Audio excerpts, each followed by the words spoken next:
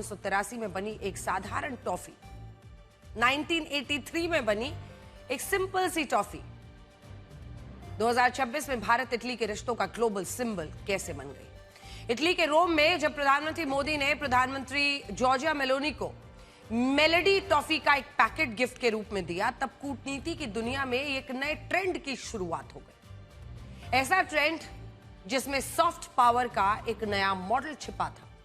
अब तक ज्यादातर देशों की सॉफ्ट पावर उनकी फिल्में, उनकी कला, उनकी संस्कृति, उनका इतिहास, उनके पुराने स्मारक, उनकी भाषा, ये सब हुआ करती थी। लेकिन कूटनीतिक संबंधों में एक टॉफी भी किसी देश की सॉफ्ट पावर बन सकती है, ये पहली बार दुनिया ने देखा।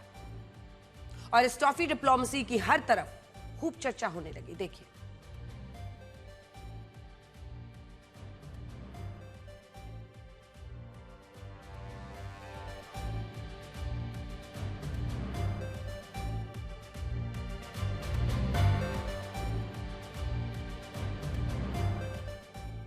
मेलोडी शब्द मोदी और मेलोनी के नाम से बनाया गया है जोड़कर, और शब्द का इस्तेमाल पहली बार किसने किया? खुद प्रधानमंत्री जॉर्जिया मेलोनी ने ये टर्म कॉइन किया, जिसे कहते हैं, ये शब्द बनाया, गढ़ा। साल 2023 में जब दुबई में COP28 का शिखर सम्मेलन हुआ था, तब जॉर्जिया मेलोनी ने प्रधानमंत्री मोदी के साथ एक सेल्फी पोस्ट की थी, जिसका कैप्शन था good friends at COP28 #melody. इसके बाद 2024 के G7 समिट में भी प्रधानमंत्री मेलोनी ने प्रधानमंत्री मोदी के साथ अपनी सेल्फी को #मेलोडी लिखकर पोस्ट किया था, और यहीं से यह शब्द भारत और इटली के नए रिश्तों का प्रतीक बना। और आज जब प्रधानमंत्री मोदी ने प्रधानमंत्री जॉर्जिया मेलोनी को मेलोडी टॉफी गिफ्ट की है, तो इंटरनेट पर यह तस्वीरें छाई हुई हैं। आज शाम तक जॉर्जिया मेलोनी के इंस्टाग्राम अकाउंट पर इस वीडियो को 136 मिलियन यानी 13 करोड़ 60 लाख से ज्यादा बार देखा जा चुका है, जबकि एक्स पर भी इस वीडियो को 94 लाख से ज्यादा व्यूज मिले हैं। ये व्यूज भी तब है जब एक्स पर जॉर्जिया मेलोनी के कुल मिलाकर 33 लाख ही फॉलोअर्स हैं। फॉलोअर्स हैं 33 लाख और 86 लाख व्यूज। बड़ी बात यह है कि जॉर्जिया मेलोनी जब एक्स पर दुनिया के दूसरे देशों के नेताओं के साथ अपनी तस्वीरें और वीडियोस पोस्ट करती है, तो एवरेज रीच उनकी 3 से 8 लाख होती है।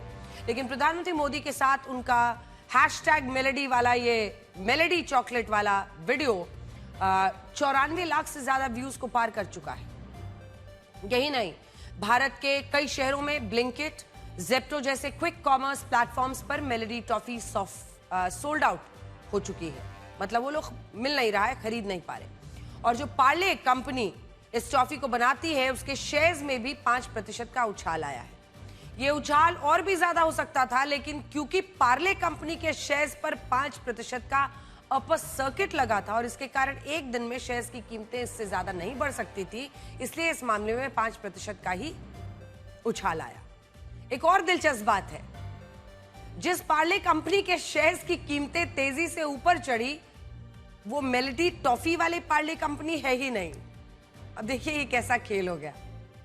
मेलोडी टॉफी बनाने वाली कंपनी का नाम है पार्ले प्रोडक्ट्स, जबकि शेयर बाजार में लिस्टेड कंपनी का नाम है पार्ले इंडस्ट्रीज।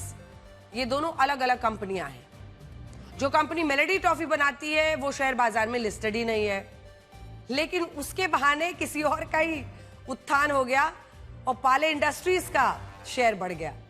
उस कंपनी का पार्ले जी वाली इस टॉफी से, मेलोडी टॉफी से कोई लेना देना नहीं है। लेकिन प्रधानमंत्री मोदी और प्रधानमंत्री जॉर्जिया मेलोनी के वीडियो ने ऐसा कमाल किया कि लोगों ने पार्ले इंडस्ट्रीज के ही शेयर खरीदने शुरू कर दिए।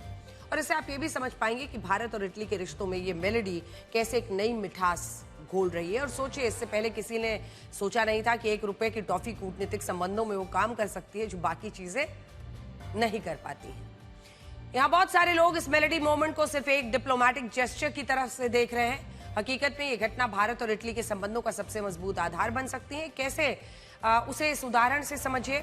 एक जमाना था जब 1970 के दशक की शुरुआत में चाइना ने अमेरिका के साथ अपने रिश्ते सुधारने के लिए पिंग पोंग डिप्लोमेसी की थी। उस वक्त अमेरिका और चाइना के रिश्तों में कोई बराबरी नहीं थी। कहां अमेरिका, कहां चाइना। अमेरिका आज के चाइना को चाइना मानता ही नहीं था, लेकिन चाइना के सबसे बड़े नेता माओ जेडोंग चाहते थे कि अमेरिका के साथ चाइना के रिश्ते बेहतर हो। इसी दौरान एक घटना हुई जिसे उस वक्त का पिंग पोंग मोमेंट कहा जाता है। तब जापान में वर्ल्ड टेबल टेनिस चैंपियनशिप हो रही थी, जिसमें अमेरिकी खिलाड़ी ग्लेन कॉन गलती से चाइनीज टीम की बस में चढ़ गए थे। अब सोचिए आप, कब की घटना है। टेबल टेनिस चैंपियनशिप था और ये जो ग्लेन कॉवन की आप तस्वीर देख रहे हैं, ये अमेरिकन खिलाड़ी थे, गलती से ये चाइना की बस पे चढ़ गए।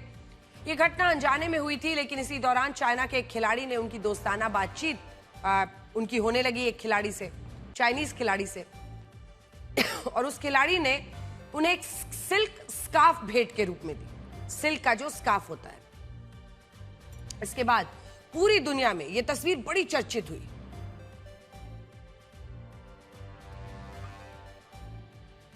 सिल्क का स्कार्फ, और वो भी चाइनीज खिलाड़ी ने अमेरिकन खिलाड़ी ग्लेन कोवन को दी थी। चाइना ने मौके का फायदा उठाया, अमेरिका की पिंग पोंग टीम को उनके देश आने के लिए आमंत्रित कर दिया। ये वो पल था जहां से अमेरिका और चाइना की दोस्ती हुई। जिस अमेरिका ने साल 1949 के बाद से अपना कोई प्रतिनिधिमंडल चाइना नहीं भेजा था, उसकी पिंग पोंग टीम अप्रैल 1971 में चाइना गई। और इसके कुछ महीनों बाद अमेरिका के तत्कालीन राष्ट्रपति रिचर्ड निक्सन भी पहली बार चाइना के दौरे पर आए, और यहीं से कहते हैं कि चाइना ने तरक्की करनी शुरू कर दी। कहने का मतलब यह है कि इस तरह के मोमेंट्स कई बार सामान्य लगते हैं, लेकिन ये इतने भी सामान्य नहीं होते। अगर प्रधानमंत्री मोदी ने प्रधानमंत्री जॉर्जिया मेलोनी को मेलोडी टॉफी गिफ्ट की है, तो ऐसा करके हम इटली के साथ अपने रिश्तों को मजबूत बना रहे हैं। बहुत सारे लोगों को शायद ये बात पता नहीं होगी कि मेलोडी टॉफी की कहानी में आज के आत्मनिर्भर भारत की कहानी भी छिपी हुई है। 1980 के दशक में भारत के टॉफी उद्योग पर बाहरी कंपनियों का बहुत ज्यादा दबदबा बन गया था। देश में वही टॉफियां बाजार में बिकती थी जो इंपोर्टेड होने के साथ महंगी टॉफियां होती थी। किसी ने कल्पना नहीं की थी कि 5 पैसे 10 पैसे में टॉफियां आ सकती हैं, लेकिन इसके बाद 1983 में मेलोडी टॉफी लॉन्च हुई। यहां से भारत को यह आत्मविश्वास मिला कि हम भी इंपोर्टेड सामानों को छोड़कर अपना खुद का सामान बना सकते हैं और अपने उपभोक्ताओं तक उसको पहुंचा सकते हैं। और आज भारत की कहानी भी कुछ ऐसी ही है। भारत भी अब आत्मनिर्भर बनकर मेड इन इंडिया सामान बनाना चाहता है, और हम ऐसा कर भी रहे हैं। और यहां आप इस अंतर को भी देखिए कि जब प्रधानमंत्री मोदी रोम गए तो उन्होंने जॉर्जिया मेलोनी को मेलोडी टॉफी गिफ्ट करके भारतीय कंपनी की टॉफी को ग्लोबल मंच दिया। लेकिन जब अक्टूबर 2025 में राहुल गांधी कोलंबिया गए थे, तब वहां उन्होंने कोलंबियन कॉफी तैयार की थी। और इसे देखकर आज कई लोग ये भी कह रहे हैं कि राहुल गांधी उसे मिसाल को बड़ा मानते हैं, उसे दुनिया के दूसरे देशों ने पेश किया, जबकि प्रधानमंत्री मोदी उसे मिसाल को बड़ा बनाते हैं, उस मिसाल को जिसे भारत ने पेश किया। और यही अंतर है जिसकी आज सोशल मीडिया पर बहुत चर्चा हो रही है। देखिए, Prime Minister Modi brought us a gift, a very, very good toffee. Melody. Prime Minister Modi brought us a gift, a very, very good toffee. Melody. What's the best way to make the coffee? You see how it's bubbling? Yeah, that means that the coffee's fresh.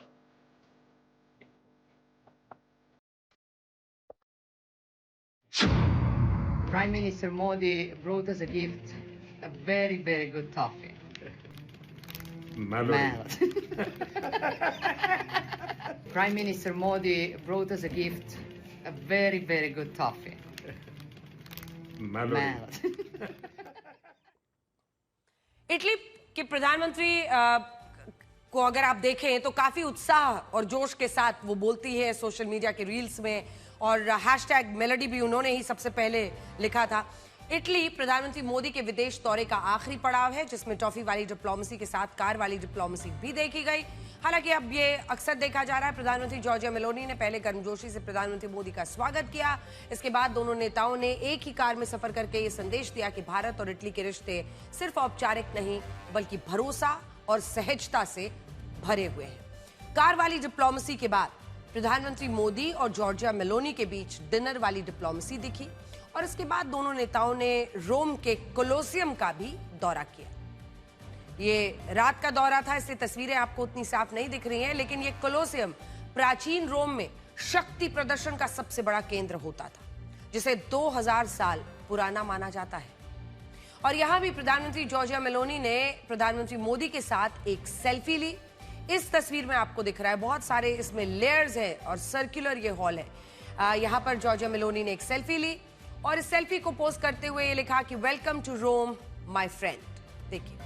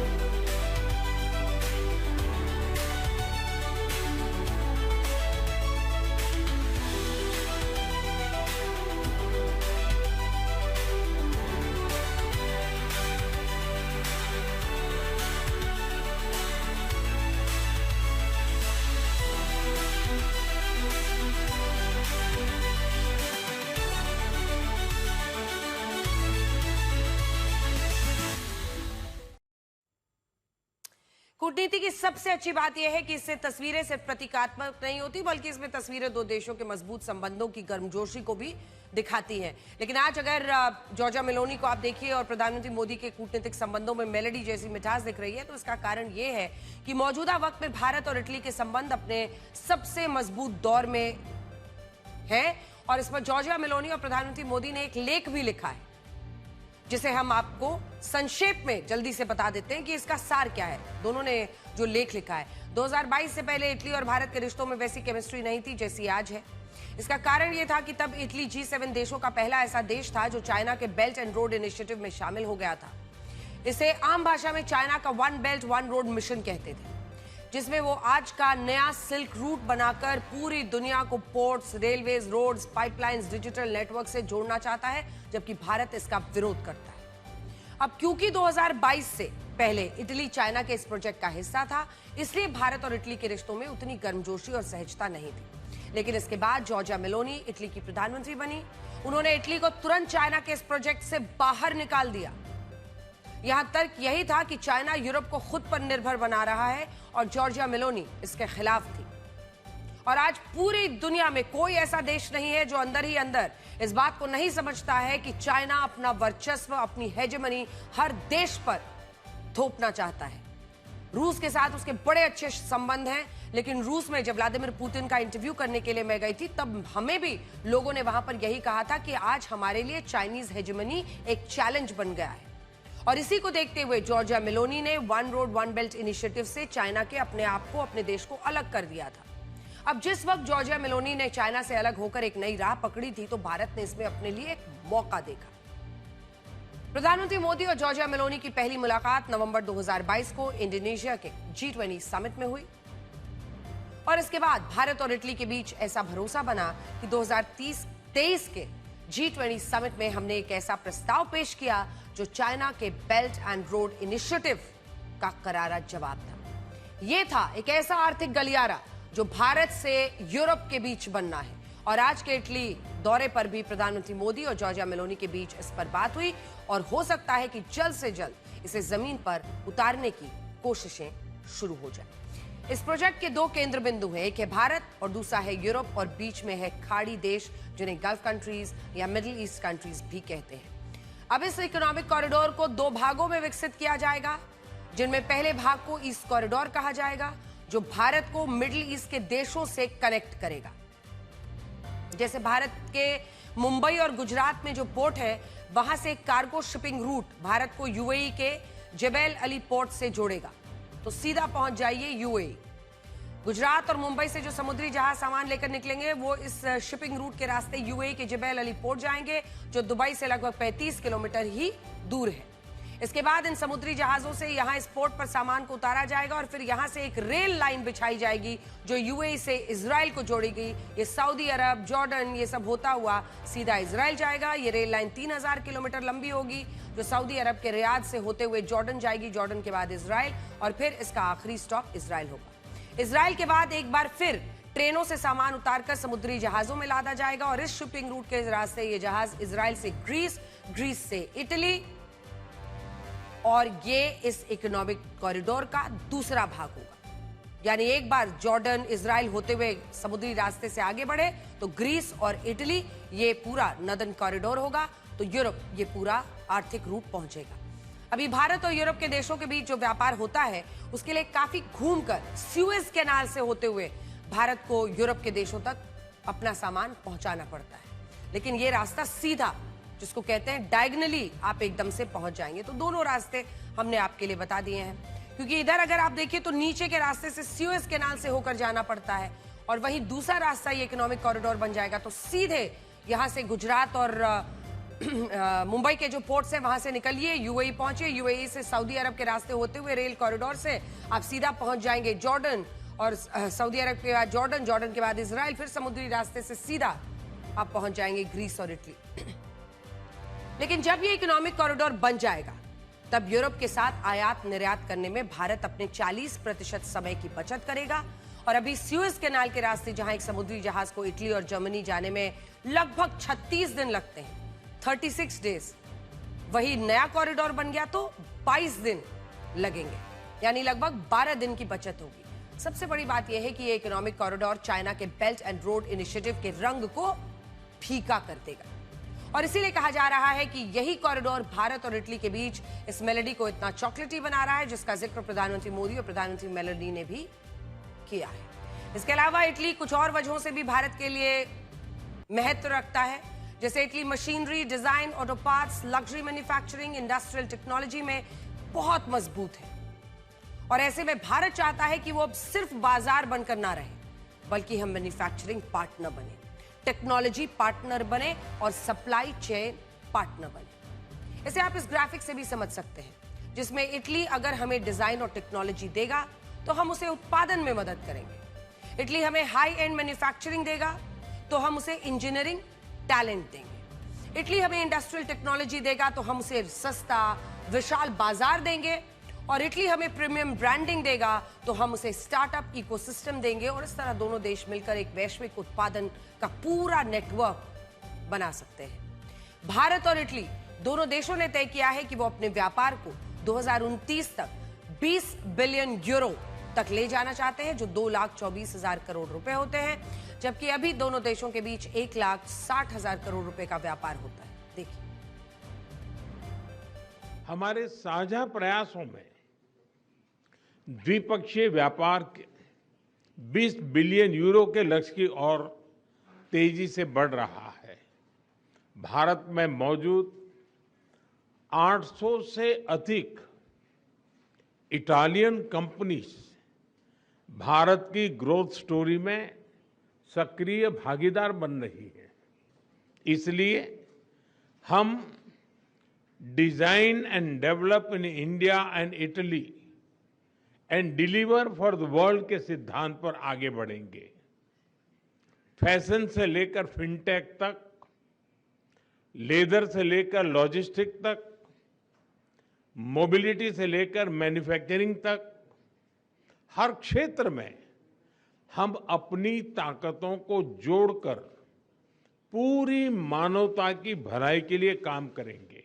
Visit of yours is an honor for us and opens a new page in the relations with our countries. It's not going to be the last one in this long book that you are writing together with resolution, doing our work in the best possible way. There is an Indian word which states that very well, which is parishram.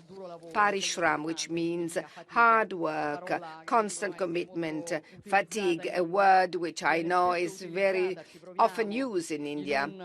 And it is often used in a very popular way of saying, Parishram hi sa falta ki kunjiai,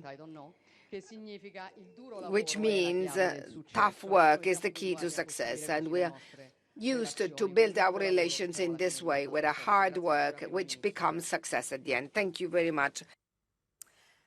केंद्रीय वाणिज्य मंत्री पीयूष गोयल के मुताबिक साल 2013-14 में भारत ने 49,068 करोड़ रुपए की टॉफियां निर्यात की थी। आज ही उन्होंने ये मेलेडी और मेलेडी से आई तूफान के इर्द गिर्द एक पोस्ट किया और उसमें ये जानकारी दी। अब भारत हर साल 132 करोड़ रुपए की टॉफियां निर्यात करता है, जो यूपीए सरकार से 166% ज्यादा है, ऐसा उन्होंने क्लेम किया। भारत में टॉफियों का मार्केट $2.06 बिलियन यानी करीब 20,000 करोड़ रुपए का हो चुका है। और पूरी दुनिया में चाइना और अमेरिका के बाद सबसे ज्यादा टॉफियां भारत के लोग ही खाते हैं। चाइना में हर साल 43 लाख टन की टॉफियां खाई जाती हैं, अमेरिका में 33 लाख टन की, और भारत में हर साल 19 लाख टन टॉफियां खाई जाती हैं। 19 लाख टन। और अब जब से प्रधानमंत्री मोदी ने प्रधानमंत्री मेलेनी को मेलेडी टॉफी गिफ्ट की है, तब से हमारे देश में मेलेडी टॉफी को लोग ढूंढ ढूंढ कर खरीद रहे हैं। एक्स पर मेलेडी शब्द ट्रेंड कर रहा है। Prime Minister Modi brought us a gift, a very, very good toffee. Melody. Prime Minister Modi brought us a gift, a very, very good toffee. Melody. वैसे प्रधानमंत्री मोदी प्रधानमंत्री मेलेनी से उम्र में 26 साल बड़े हैं। प्रधानमंत्री मोदी 75 साल के हैं, जबकि प्रधानमंत्री मेलेनी 49 साल की। मॉर्निंग कंसल्ट के मुताबिक दुनिया में प्रधानमंत्री मोदी की अप्रूवल रेटिंग यानी लोकप्रियता 70% है, जबकि प्रधानमंत्री मेलेनी की सिर्फ 39% रेटिंग है, अप्रूवल रेटिंग। दोनों में सबसे बड़ी समानता यह है कि दोनों नेताओं की पार्टियां दक्षिणपंथी विचारधारा की मानी जाती हैं, जिन्हें राइट विंग पार्टीज कहा जाता है। इनमें प्रधानमंत्री मेलेनी की पार्टी का नाम ब्रदर्स ऑफ इटली है और प्रधानमंत्री मोदी की पार्टी का नाम भारतीय जनता पार्टी है। और आखिरी बात यह है कि प्रधानमंत्री मोदी 18 साल की उम्र में राजनीति में आए थे। जॉर्जिया मेलोनी 19 साल की उम्र में राजनीति में कदम रख चुकी थी। और इन दोनों नेताओं में एक और सबसे बड़ी समानता यह है कि ये दोनों नेता गरीबी से उठकर आए, जिनमें प्रधानमंत्री मोदी के पिता चाय वाले थे। जॉर्जिया मेलोनी की मां भी काफी गरीब थी और काफी संघर्ष के साथ उन्होंने अपना जीवन यापन किया था। हालांकि अब आप ये देखिए कि ये मेलेडी भारत के विपक्षी नेताओं को तीखी लग रही है। आज रायबरेली में विपक्ष के नेता राहुल गांधी ने कहा कि जब प्रधानमंत्री मोदी को भारत को आर्थिक तूफान से बचाने के लिए उपाय करने चाहिए थे, तब वो मेलेनी के टॉफी खाकर मेलेडी के कह रहे हैं और देश के गरीबों का मजाक उड़ा रहे हैं। नरेंद्र मोदी ने जो करना था पिछले 3 महीने में, जो आपकी प्रोटेक्शन करनी थी, जो आर्थिक दीवार खड़ी करनी थी आपके लिए, वो उन्होंने नहीं की। उल्टा वो जाकर मेलोनी जी के साथ टॉफी खा रहे हैं और वीडियो बना रहे हैं जैसे मजाक चल रहा है। वापस आएंगे, आप देखना क्या होता है। वापस आएंगे, आर्थिक तूफान आएगा, गरीब लोगों को चोट लगेगी, किसानों को खाद नहीं मिलेगी, पेट्रोल डीजल के दाम आसमान तक पहुंच जाएंगे, महंगाई बढ़ेगी। उसके बाद नरेंद्र मोदी हाथ जोड़ेंगे, कहेंगे भाइयों और बहनों मुझे फांसी पर चढ़वा दो। रोएंगे, कहेंगे मेरी गलती नहीं है, अगर मेरी गलती है तो मुझे फांसी पे चढ़ा दो, कहेंगे। आप देखना। आज राहुल गांधी ने सिर्फ मेलेडी का विरोध नहीं किया, बल्कि उन्होंने प्रधानमंत्री मोदी, गृहमंत्री अमित शाह के लिए अपशब्द का इस्तेमाल किया, गद्दार कहा। दिल से आपका धन्यवाद करता हूं, आप दूर दूर से आए, गर्मी में आपने बात सुनी, मगर अब जब आप घर जाओगे, जब ये आरएसएस के कार्यकर्ता आपके सामने आएंगे, नरेंद्र मोदी की बात करेंगे, अमित शाह की बात करेंगे, उनसे आप सामने उनको कहो कि आपका प्रधानमंत्री गद्दार है, आपका होम मिनिस्टर गद्दार है, आपका संगठन गद्दार है, आपने हिंदुस्तान को बेचने का काम किया है, आपने हमारे संगठन, आपने हमारे संविधान पर आक्रमण किया है, आपने अंबेडकर जी पर आक्रमण किया है, आपने वीरापासी जी पर आक्रमण किया है, आपने गांधी जी पर आक्रमण किया है। खुल के उनसे कहिए। प्रधानमंत्री और गृह मंत्री को राहुल गांधी ने गद्दार कहा। खैर, आगे बढ़ते हैं और इसी के साथ अगली खबर का रुख करते हैं, क्योंकि आज जब ये तमाम बातें देश के सामने आ रही हैं तो कई लोग इस पर चर्चा कर रहे हैं। और राहुल गांधी ने जो कहा है, उनके खिलाफ इस तरह के विवादित भाषण दिए जा रहे हैं। क्या उस देश में आप अभिव्यक्ति की आजादी को खतरे में मानेंगे, और क्या उस देश को आप तानाशाह देश कहेंगे? आज चर्चा इस बात को इसलिए हो रही है क्योंकि हमारे देश में चौकीदार चोर है प्रधानमंत्री को 2019 में कहने से लेकर अब 2026 में आप प्रधानमंत्री और गृहमंत्री के लिए गद्दार शब्द का इस्तेमाल भी खुलकर देख रहे हैं। ऐसे में क्या इस देश में अभिव्यक्ति की आजादी नहीं है, ऐसा कहा जा सकता है?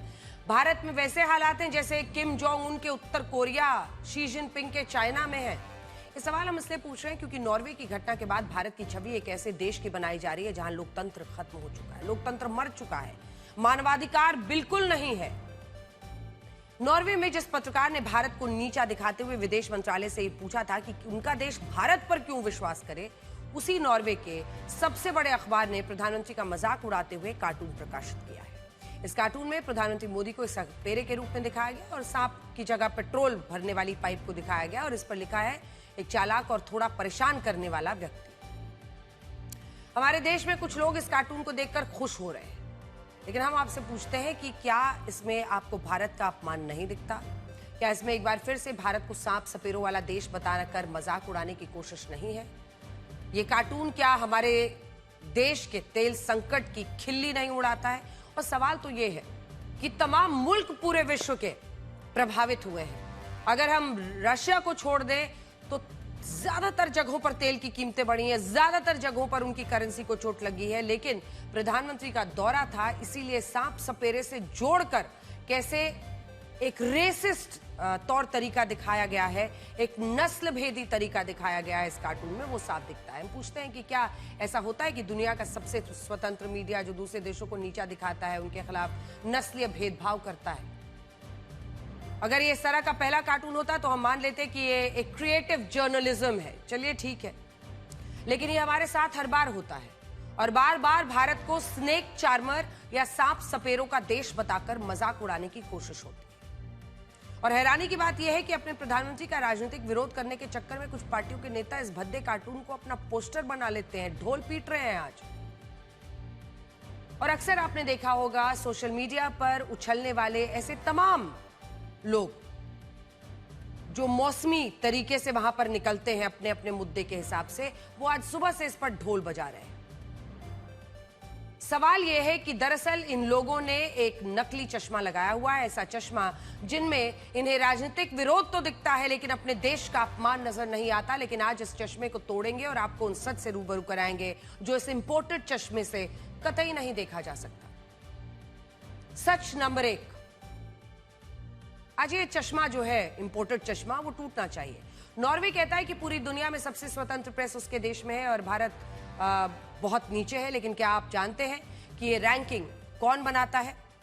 तो आइए अब हम आपको बताते हैं कि ये रैंकिंग जारी कौन करता है। ये रैंकिंग फ्रांस के एक एनजीओ द्वारा जारी किया जाता है जिसका नाम है रिपोर्टर्स विदाउट बॉर्डर्स। इस एनजीओ के 11% फंडिंग कॉर्पोरेट स्पॉन्सरशिप से मिलती है। तो कॉर्पोरेट कंपनीज का तो ये पैसा लेते हैं, जिनमें एक बड़ा हिस्सा ओपन सोसाइटी फाउंडेशन से आता है। ये वही ओपन सोसाइटी फाउंडेशन है जिसने साल 2017 में प्रेस फ्रीडम इंडेक्स जारी करने वाले फ्रांस के इस एनजीओ को 2 करोड़ 24 लाख रुपए की डोनेशन दी। साल 2019 में 1 करोड़ 96 लाख रुपए, 21 में 3 करोड़ 37 लाख रुपए डोनेशन। बड़ी बात यह है कि इस एनजीओ को डोनेशन देने वाला ओपन सोसाइटी फाउंडेशन किसी और का नहीं बल्कि जॉर्ज सोरोस का है।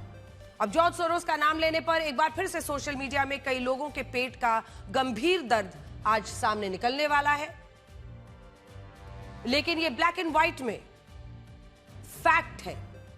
वही जॉर्ज सोरोस जिन्होंने 24 जनवरी 2020 को स्विट्जरलैंड के डावोस में कहा था कि प्रधानमंत्री नरेंद्र मोदी भारत को एक हिंदू राष्ट्रवादी देश बनाना चाहते हैं, वो ऐसी राष्ट्रवादी ताकतों से लड़ने के लिए अपने अलग अलग संस्थाओं को $1 बिलियन रुपए की मदद देंगे। और यह ऐलान किया था कि 24 जनवरी 2020 को उन्होंने ये ऐलान किया था कि मैं ये पैसा दूंगा लड़ने के लिए। और यहां तक कहा था कि भारत देश में जो मुस्लिम रह रहे हैं उन पर आज बहुत बड़ा खतरा मंडरा रहा है। अब सोचिए, जो शख्स भारत में तख्ता पलट करने की बातें कहता है, अगर उसके एनजीओ की फंडिंग से वर्ल्ड प्रेस फ्रीडम इंडेक्स तैयार हो रहा है तो इस पर कितना भरोसा करना है। अब सच नंबर 2, रिपोर्टर्स विदाउट बॉर्डर्स नाम की जो संस्था प्रेस फ्रीडम इंडेक्स जारी करती है, उसने खुद एक लेख लिखकर इस बात पर दुख जताया कि जॉर्ज सोरोस का ओपन सोसाइटी फाउंडेशन हंगरी से जा रहा है और यह बात उसे पीड़ा दे रही है। मैं आपको पढ़कर भी दिखाती हूं, क्योंकि ब्लैक एंड व्हाइट में हम हमेशा कागज पर लिखी चीज और फैक्ट्स के आधार पर ही कोई भी खबर आपको दिखाते हैं। कई लोगों को दर्द हो ना हो, हम उसे बेपरवाह होकर सच आपके सामने रखते हैं। तो ये सच आज आपके सामने इस पेपर में है। जब खुलकर दुख जताया जा रहा है सोरोस के निकलने पर। RSF regrets Soros NGOs departure from Hungary. Reporters without borders यानी आरएसएफ इस बात पर दुख जाहिर करता है, regrets that the Open Society Foundation has decided to close its Budapest office after Hungary's announcement of proposed law targeting NGOs that support immigration. The OSF's departure will hurt the independent Hungarian media outlets it supports. सच आपके सामने है black and white में। अब सच number 3 देखिए, जो संस्था press freedom index तैयार करती है, जो जॉर्ज सोरोस के उस ओपन सोसाइटी फाउंडेशन से जुड़ी है, जिसका कनेक्शन राहुल गांधी से भी जुड़ा है। शलील शेट्टी नाम का एक व्यक्ति पहले भारत में ओपन सोसाइटी फाउंडेशन का वाइस प्रेसिडेंट था और ये वही व्यक्ति है जो 11 अक्टूबर 2022 को राहुल गांधी की भारत जोड़ो यात्रा में उनके साथ शामिल हुआ था। अब सच नंबर 4 देखिए, जिसके बारे में हमने आपको कल भी बताया था। नॉर्वे की जो लेबर पार्टी है वो दुनिया के 117 राजनीतिक पार्टियों के प्रोग्रेसिव अलायंस का हिस्सा है और इस प्रोग्रेसिव अलायंस में हमारी कांग्रेस पार्टी शामिल है, जबकि यहां भी जॉर्ज सोरोस इस गठबंधन का प्रत्यक्ष रूप से हिस्सा रहा है। कहते हैं कि इसे बनाना वाला वही था। अब सच नंबर 5 पर आइए। कांग्रेस के साथ प्रोग्रेसिव अलायंस में शामिल नॉर्वे की यही लेबर पार्टी आज वहां की सत्ता में है और उसके द्वारा उस अखबार को सब्सिडी दी जाती है। सब्सिडी उस अखबार को दी जाती है जिसकी पत्रकार ने प्रधानमंत्री मोदी पर सवाल और विवाद खड़ा किया। नॉर्वे की सरकार कहती है कि वो सिर्फ इस अखबार को नहीं बल्कि इसके जैसे 162 अखबारों को मीडिया सपोर्ट के लिए प्रेस सब्सिडी देती है ताकि अखबार भी टिके रहे, बड़े अखबारों का मुकाबला कर सके। लेकिन हम पूछते हैं कि क्या अगर भारत में सरकार किसी चैनल, किसी अखबार को सब्सिडी दे तो क्या आप उसे निष्पक्ष मानेंगे? बिल्कुल नहीं मानेंगे। और इसलिए नहीं मानेंगे क्योंकि हमारे देश की व्यवस्था और संस्कृति अलग है, नॉर्वे की अलग है। कई अखबार, और इस बात को सच से सामने कहने में कोई दिक्कत भी नहीं होनी चाहिए, कई अखबार, कई मैगजीन्स, कई न्यूज चैनल्स, कई जगहों पर इश्तेहार जरूर देती हैं पार्टियां, लेकिन राजनीतिक पार्टियां सारी इश्तेहार देती हैं। सरकारें किसी भी पार्टी की हो वो इश्तेहार देती है, सब्सिडी नहीं। हम पूछते हैं कि जब यहां आप इस स्तर को समझते हैं तो बाकी मामलों में इस स्तर को क्यों नहीं समझा? ये बात आज सबके सामने आ रही है। तो आज ये आंकड़े देखने में जरूरी है। आइए आपको दिखाते हैं 2002 में वर्ल्ड प्रेस फ्रीडम में अगर आप देखिए इंडेक्स में तो कैसे ये पूरा सिलसिला आगे बढ़ा है। खैर, आगे बढ़ते हैं और आपको दिखाते हैं कि आज असल मुद्दा क्या है, क्योंकि जब आप देखेंगे तो भारत जिस तरीके से अपनी बातों को रख रहा है उस पर आज हम चर्चा कर रहे हैं।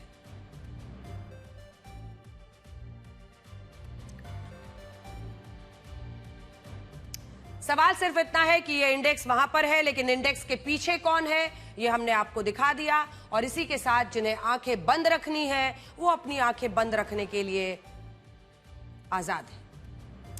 पहले ये तो देखा जाए कि इनमें जो दावा किया जा रहा है वो कितना सही है और कितना हकीकत, वास्तविकता से कितना मेल खाता है। 2025 के ग्लोबल हंगर इंडेक्स में भारत की रैंकिंग 136 देशों में 102 पर थी। जिम्बाब्वे की रैंकिंग हमसे कम थी, 90 पर। अब जानते हैं जिम्बाब्वे को 33% अनाज भारत निर्यात करता है, लेकिन फिर भी भारत जिम्बाब्वे में इससे पीछे।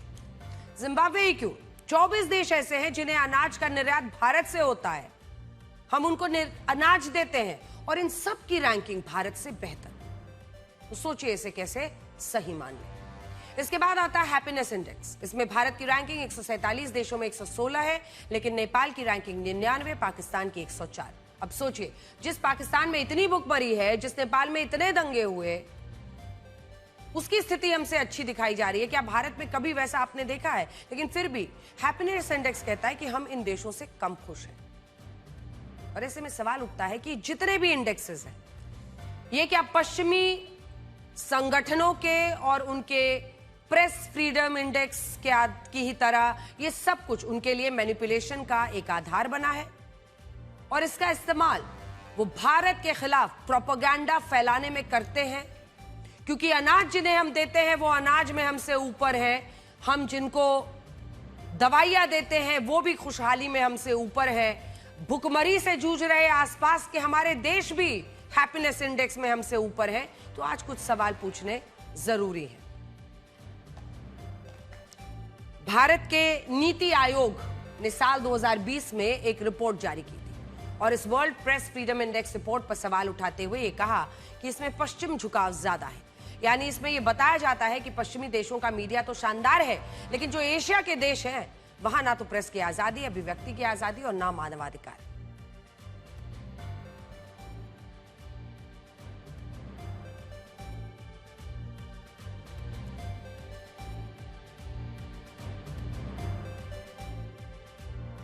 अब अगली खबर का रुख करते हैं। अमेरिका के राष्ट्रपति डोनाल्ड ट्रंप को चाइना की यात्रा से लौटे एक हफ्ता भी नहीं हुआ था कि रशिया के राष्ट्रपति व्लादिमीर पुतिन बीजिंग पहुंच गए। ये राष्ट्रपति पुतिन की चाइना की 25वीं यात्रा है, जो रशिया और चाइना के बीच good neighbourliness, friendship and cooperation की 25वीं वर्षगांठ के मौके पर हो रही है। अब चर्चा इस यात्रा की इतनी ज्यादा क्यों हो रही है? क्योंकि अभी अभी डोनाल्ड ट्रंप चाइना गए थे, अब पहुंचे हैं पुतिन, और अब देखा जा रहा है सारी जो सोशल मीडिया है चाइना की, वहां पर यही चर्चा है कि किसको ज्यादा महत्व दिया जा रहा है। हालांकि पुतिन की इस यात्रा का कूटनीतिक कनेक्शन ट्रंप की चाइना यात्रा से जोड़ा जा रहा है। कहा जा रहा है कि ट्रंप चाइना के साथ डील के रिश्ते के लिए आए थे, पुतिन दिल के रिश्ते की वजह से आए हैं। बीजिंग के great hall of the people में रशिया और चाइना के बीच द्विपक्षीय बैठक हुई। दोनों देशों ने अपने स्ट्रेटेजिक रिलेशनशिप्स को अब तक के उच्चतम स्तर पर होने की बात दोहराई। वैश्विक मंच पर एक दूसरे का समर्थन करने की बात की। राष्ट्रपति पुतिन ने ऐलान किया कि अब रशिया और चाइना के बीच होने वाला लगभग पूरा व्यापार उनकी करेंसी रूबल और युआन में हो रहा है। दोनों देशों के बीच ये व्यापार लगभग 23 लाख करोड़ रुपए तक पहुंच गया है, जो डॉलर के लिए बड़ा झटका है। पुतिन और शी जिनपिंग ने ईरान इजराइल युद्ध और स्ट्रेट ऑफ हॉर्मुज की नाकेबंदी से ऊर्जा आपूर्ति और व्यापार पर पड़ रहे असर को लेकर चर्चा की। दोनों देशों ने ईरान में अमेरिका और इजराइल के हमलों की आलोचना की और इसे अंतर्राष्ट्रीय कानूनों का उल्लंघन बताया। शी जिनपिंग ने कहा कि अगर ये जंग जल्द खत्म नहीं हुई तो दुनिया लॉ ऑफ द जंगल यानी जंगल राज की तरफ बढ़ सकती है। उन्होंने जोर देकर कहा कि इस समय निगोसिएशन का रास्ता अपनाना सबसे ज्यादा जरूरी है।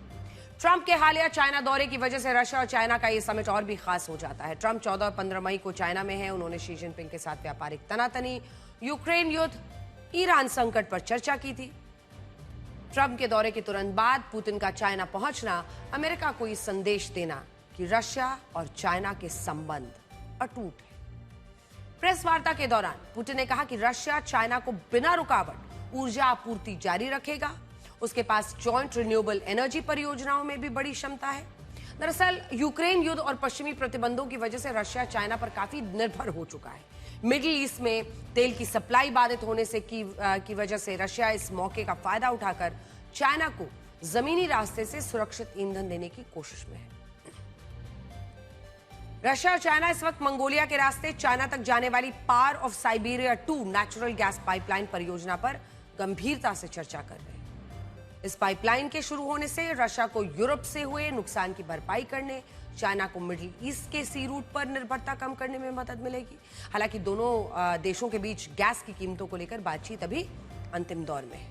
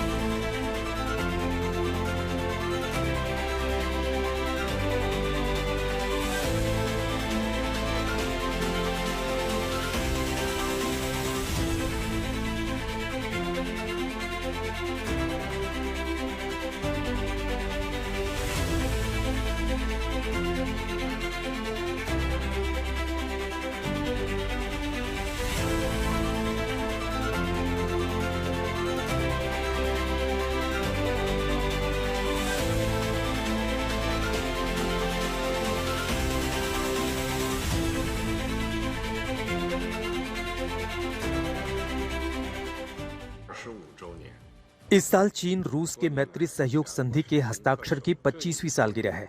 इन वर्षों में दोनों देशों ने संधि में तय किए गए सिद्धांतों, जिनमें आपस में ना टकराना और ना ही आपस में किसी तीसरे देश की दखलंदाजी को स्वीकारना, इसका ईमानदारी से पालन किया है। दोनों देशों ने आपसी सम्मान, समानता, वादों को ईमानदारी से निभाने और साथ मिलकर सहयोग से चलने को महत्व दिया है। तेजी से बदलती दुनिया में चीन और रूस एक मजबूत और स्थिर साझेदार बनकर उभरे हैं। एक राष्ट्राध्यक्ष के तौर पर मैंने और राष्ट्रपति शी जिनपिंग ने महत्वपूर्ण अंतर्राष्ट्रीय मुद्दों पर विचार विमर्श किया है।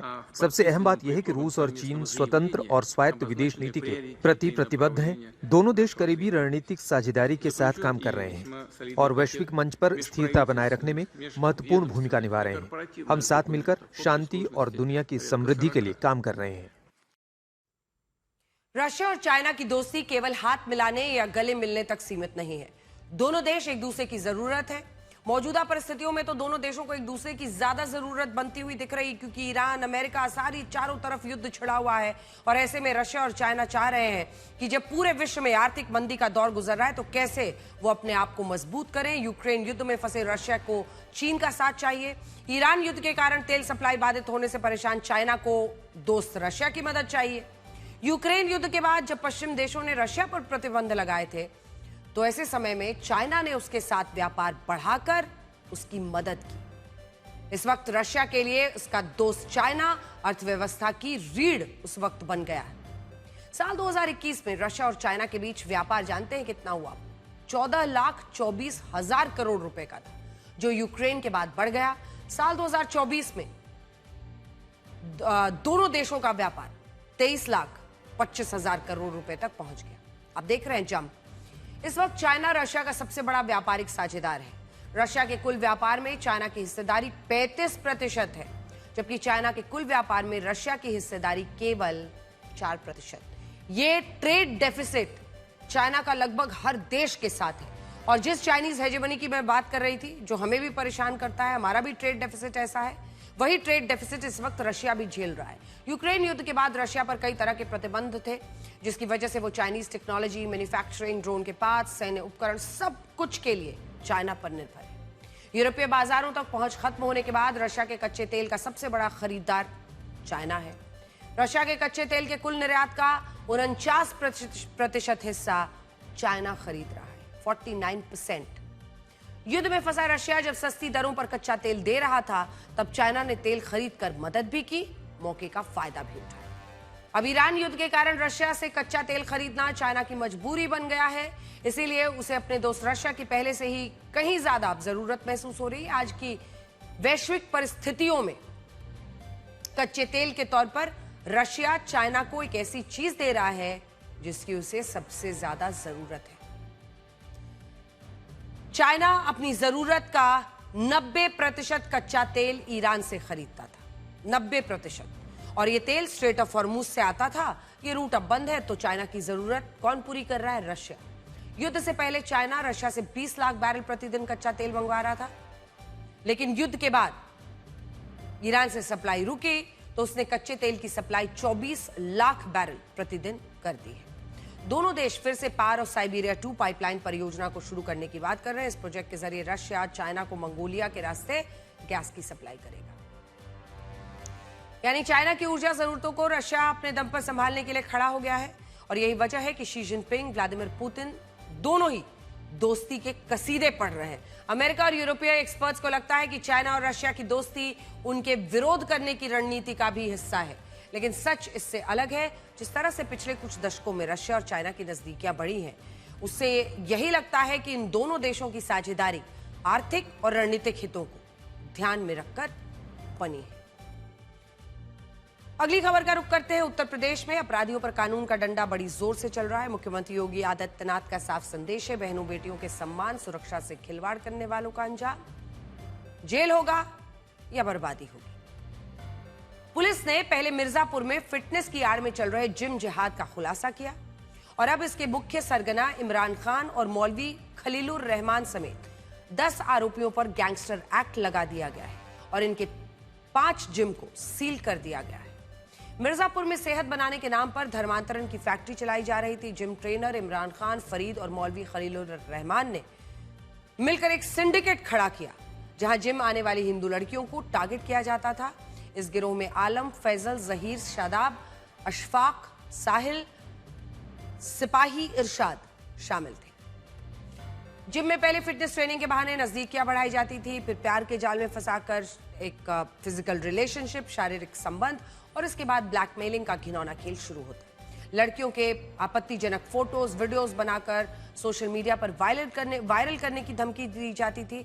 जबरन पैसे ऐंठे जाते थे, फिर उन पर धीरे धीरे जोर किया जाता था कि वो बुर्का पहने, मजार पर ले जाकर कलमा पढ़ने, इस्लाम कबूल करने का दबाव बनाया जाता था। इस पूरे खेल में एक महिला सानो भी शामिल थी, जो लड़कियों का भरोसा जीतती थी, और पुलिस का एक हेड कांस्टेबल इरशाद भी इस काले धंधे में इनका पार्टनर था। जनवरी के महीने में जब कुछ पीड़ित हिंदू लड़कियों ने पुलिस में शिकायत दर्ज कराई, तब इस गंदे खेल का खुलासा हुआ।